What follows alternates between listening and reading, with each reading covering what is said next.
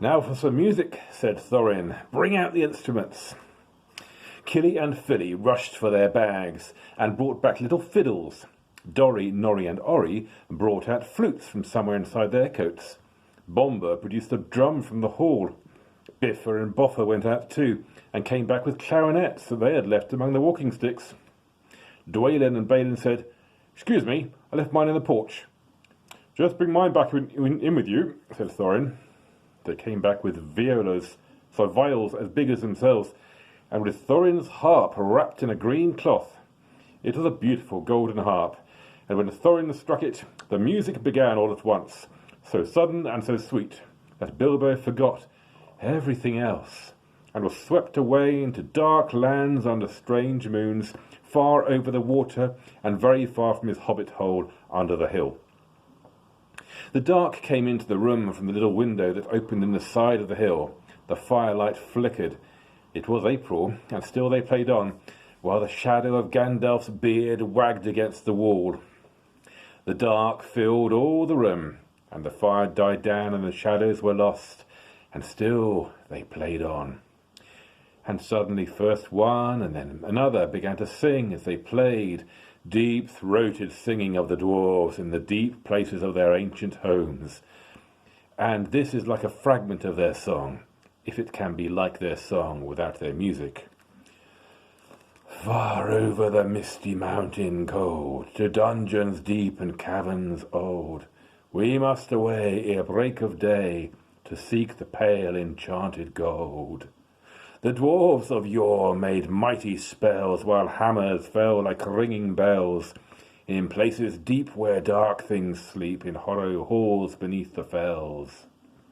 For ancient king and elvish lord, there many a gleaming golden hoard they shaped and wrought, and light they caught to hide in gems on hilt of sword.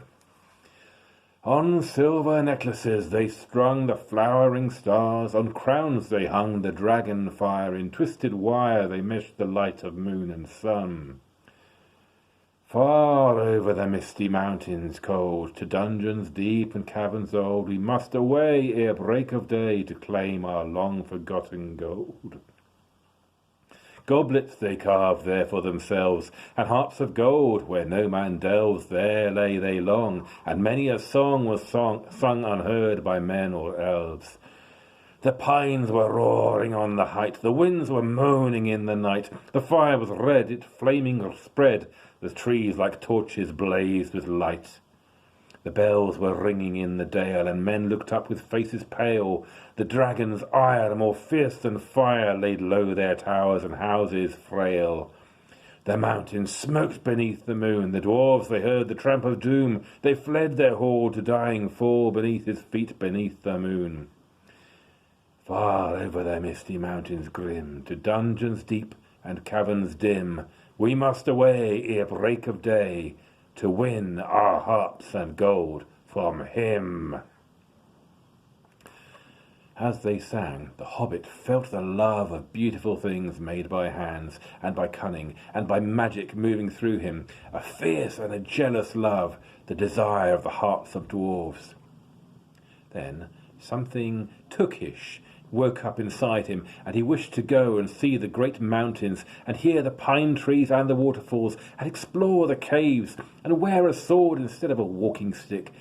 He looked out of the window. The stars were out in a dark sky above the trees. He thought of the jewels of the dwarves shining in dark caverns. Suddenly, in the wood beyond the water, a fire leapt up, probably somebody lighting a wood fire, and he thought of plundering dragons settling on his quiet hill and kindling it all to flames. He shuddered, and very quickly he was plain Mr. Baggins of Bag End under Hill again. He got up trembling. He had less than half a mind to fetch the lamp, and more than half a mind to pretend to, and go and hide behind the beer barrels in the cellar, and not come out again until all the dwarves had gone away. Suddenly he found that the music and the singing had stopped, and they were all looking at him with eyes shining in the dark. "Where are you going?" said Thorin, in a tone that seemed to show that he guessed both halves of the hobbit's mind. What about little light? Said Bilbo apologetically. We like the dark, said all the dwarves. Dark for dark business. There are many hours before dawn. Of course, said Bilbo, and sat down in a hurry. He missed the stool and sat in the fender, knocking over the poker and shovel with a crash. Hush, said Gandalf. Let Thorin speak. And this is how Thorin began.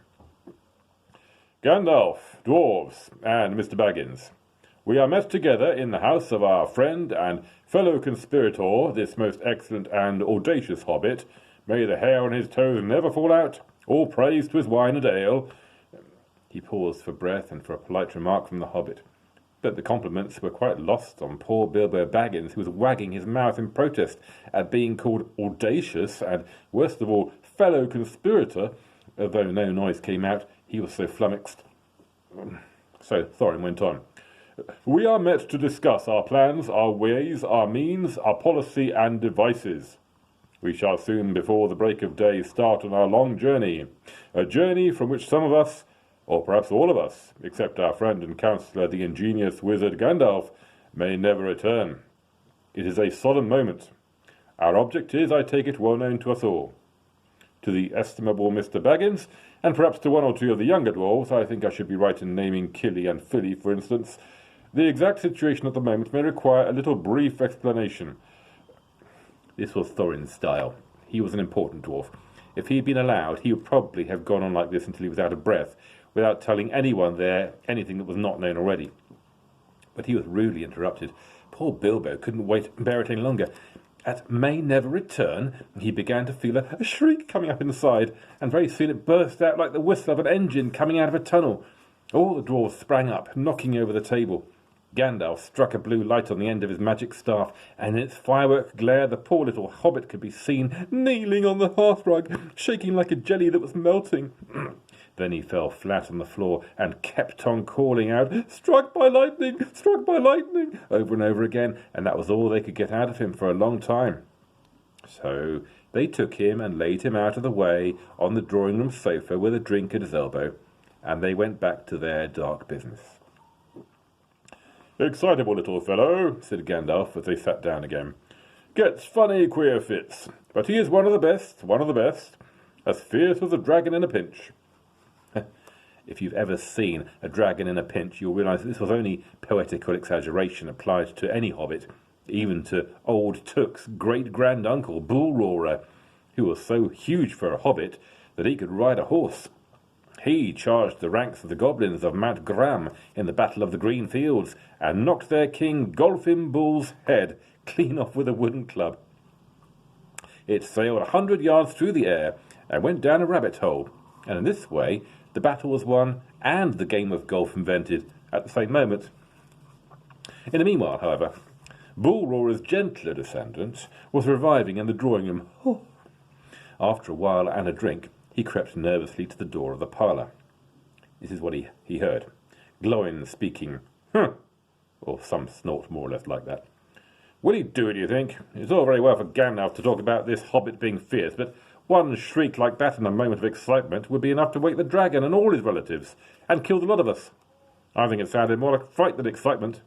In fact, if it had not been for the sign on the door, I should have been sure we had come to the wrong house. As soon as I clapped eyes on the little fellow bobbing and puffing on the mat, I had my doubts.